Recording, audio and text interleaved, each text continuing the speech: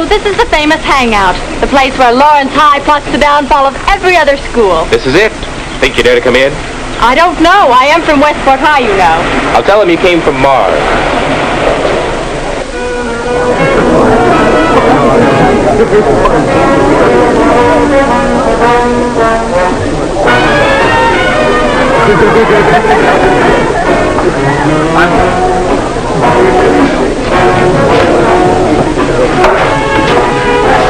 Her name, Jim, her name. Down, boy. She's my cousin.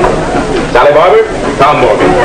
Your cousin? Oh, this is too good to be true. My cousin, and I haven't seen her for a long time, so go away. Let us rattle the family skeletons in peace. Oh, Jim, if I had a cousin, I'd want her to meet interesting people. If you had a cousin like this, you'd do just what I'm doing. You'd protect her. So goodbye. All right. Spoiled sport. This is a nice place, Jimmy. Even the wolves are nice. Why the armband? Oh, they're from the high school service club. Been out ringing doorbells. We're trying to boost United Fund over the top. I got everyone in my block signed up early this afternoon. You spent your Saturday working for the United Fund.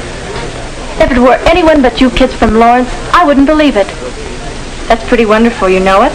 Well, actually, we had a lot of fun doing it. I guess the town needs United Fund, all right.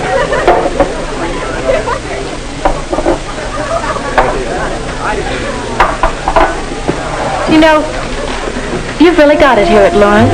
We've really got what? Maybe you'll think I'm kind of corny, but, well, you've really got the right kind of school spirit. Golly, I wish the kids at Westport had a small idea of some of the things Lawrence has done. What's wrong with Westport? You've got school spirit. I can remember how you all came down here for the football game. Man, I never saw so much. Spirit? Sure, we've got a sort of school spirit. But here it's different. Your school spirit seems to be working in everything you do. It doesn't make any difference if it's sports or debate or competition for a scholarship. We know that Lawrence High is always going to be the hardest to beat. And every student body in the state feels the same way. You're not a big school. That can't be the reason you're always on top. So why are you? Well, gosh, it's hard to say. But if you ask me, I'd say Bob Corby had a lot to do with it. Bob Corby? I don't remember Bob Corby. Sure you do. He was president of the senior class in All-State the year we were freshmen. Oh, that Bob Corby. But he's been... Yes. He's been gone from Lawrence High a long time. But he left his mark. You know, I can remember a little bit of what it was like before his time. We had then what everybody thinks of as school spirit. A pep club, cheerleaders, and plenty of noise.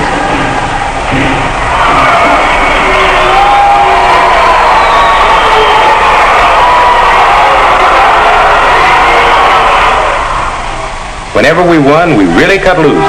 Snake dances, snarling up traffic, and racing up and down streets, blaring car horns, yelling.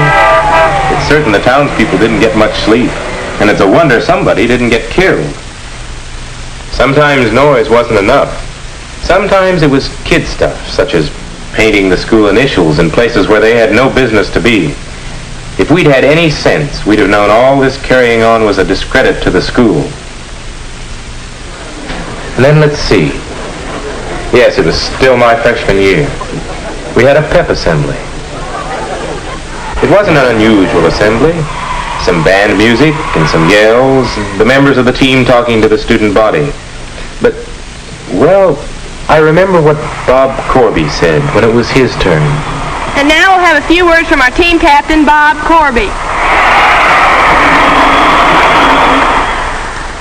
I'm not much of a speaker, so I guess about all I can do is tell you what I think and how the boys on the team feel about some things. The first thing I think is if we took a vote right here and now, well, it would probably be unanimous in favor of the basketball team not making speeches in assembly. But no kidding. You probably don't realize it, and I don't know just how to say it. But all of you out there mean more to the basketball team than any one of us who play on it. We spend a lot of time practicing and a lot of time learning the plays. And sometimes, well, we get to thinking we're pretty good. But when the day of the game rolls around, well, our insides get shaky. And we begin to wonder if we're really going to be any competition for the other team. If it weren't for all of you and the way you feel about Lawrence High School, we'd be just another basketball team. You can feel that spirit right now, right here in this assembly. We're all for Lawrence. We're all for the team. We want to try to do well and try to win everything that the school does. And with that kind of spirit, I don't see how we can lose.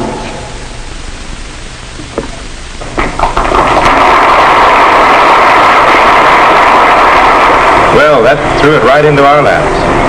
Bob Corby was a hero to every kid in school. And if he said the whole student body was a part of the team, well, we weren't going to let Bob Corby down.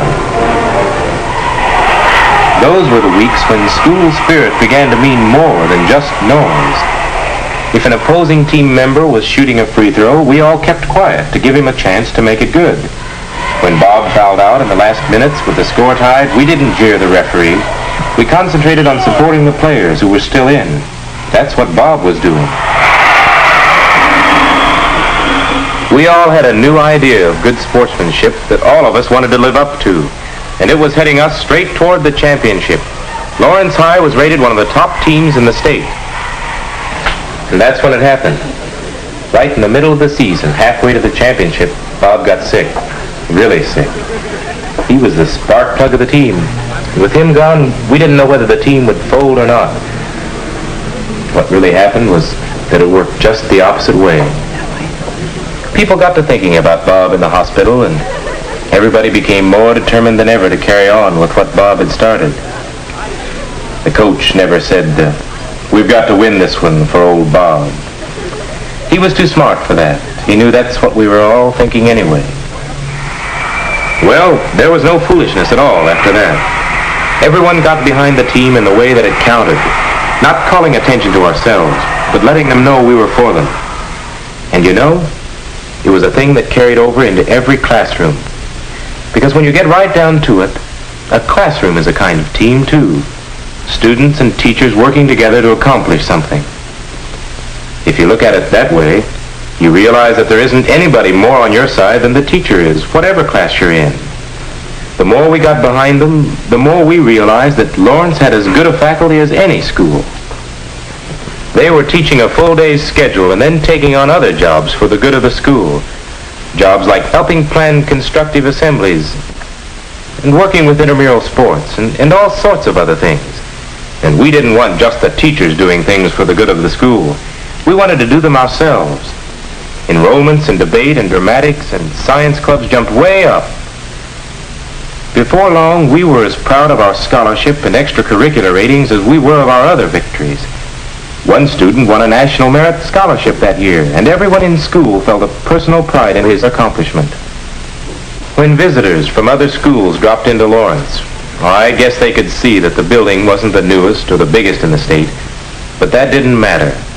We knew any school would probably trade their shiny new buildings for what we had, the reputation of being the best school in the state.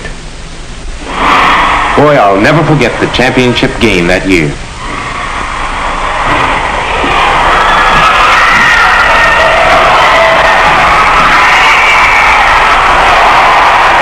The cheerleaders had knocked themselves out on new yells and routines, and the new stuff sparked the whole cheering section.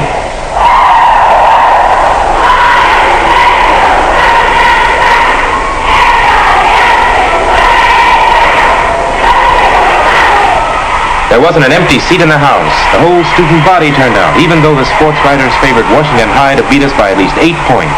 After all, we didn't have Corby. That's what they thought. You should have seen them. Every man on the team was an inspired ball player. He had to be. Washington High didn't stand a chance.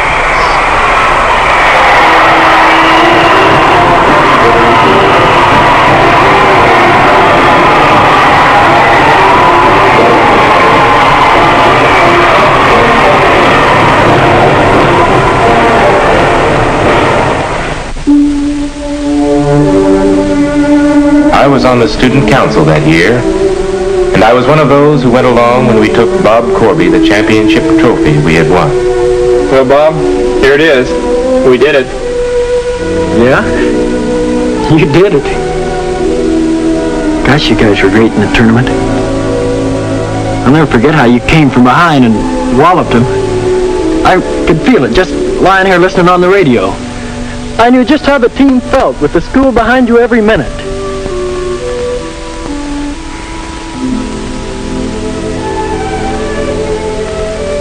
Wish I could have been playing with you, but I guess you just have to take things as they come your way.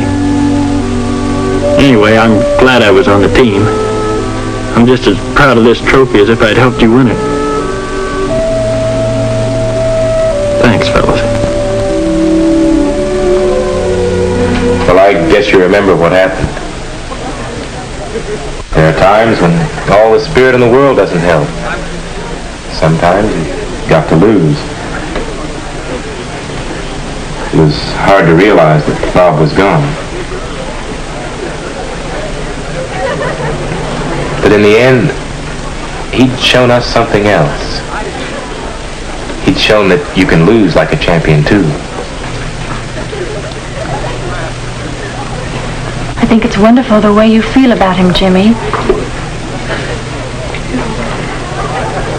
But I think you're all wrong. Wrong? Why, it happened just the way I I'm told not you. saying that the order of events isn't true. I'm just saying that you're wrong to give Bob Corby all of the credit. But it was Bob. I know it was Bob. All those things he said... Somebody says almost the very same thing at every pep assembly without making that much difference. Why, every school has one thing or one person to be proud of, the way you're proud of Bob Corby. But how many of them carry it any further? They would have, if they'd known Bob. There are kids at Lawrence now who never knew Bob Corby. Oh, can't you see? The spirit was there all the time. It wasn't all his doing that brought it out. You're missing the point. No, I'm not. I'm closer to it than you are. If what you have at Lawrence depended on Bob Corby, it would have died when he did. But it hasn't. It had to be all of you. Well, how can you argue with a woman? But I did argue with her. I argued with her for hours.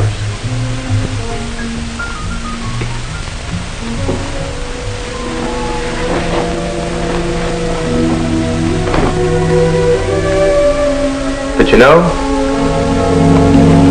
since then I've been wondering more and more. Is Sally right? Was Bob Corby really less important than I thought to Lawrence High? Or was it Lawrence High that made Bob Corby important? Can any school build our kind of school spirit if it looks around to see all the things it has to be proud of and then supports them, win, lose, or draw? I don't know. What do you think?